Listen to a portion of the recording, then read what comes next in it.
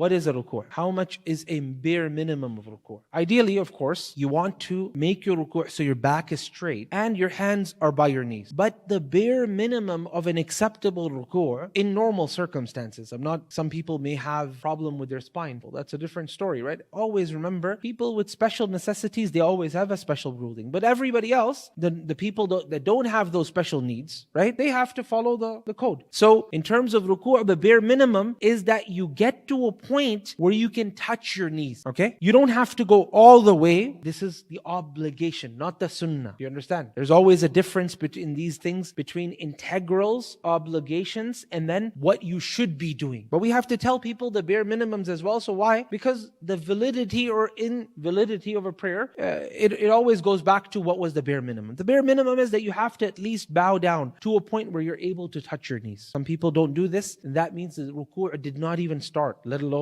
finish. Okay? And for sujood, again, the Prophet ﷺ had been commanded to do sujood upon specific limbs. What are those limbs? On your knees. So the knees need to be obviously touching, which is always going to be for everyone. And then your feet as well. So the feet have to be touching. Sometimes people, they leave their feet up. This is not acceptable. Similarly, the hand has to be touching the ground as well. And last but not least, forehead and your nose should also be touching the ground. This is how you do your sujood. طيب. And then there's another thing as well. They specifically mention, the ulama over here, that the forehead has to be touching in a way where there's a slight bit of pressure applied. Now this is really important for a person that is a hairstylist, right?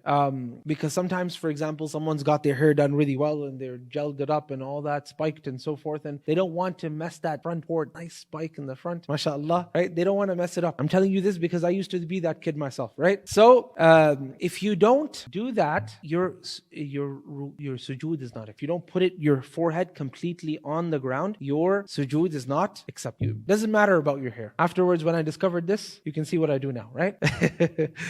For many years I've been doing this, alhamdulillah. طيب. So the only way to have your sujood accepted is your face to the ground. That's the idea. Even if there's dirt, even if the dirt touches your forehead and remains on it, you're not supposed to wipe it off. There's a hadith about that as well. So the idea is to bow yourself, humble yourself before Allah Azza wa Jal completely.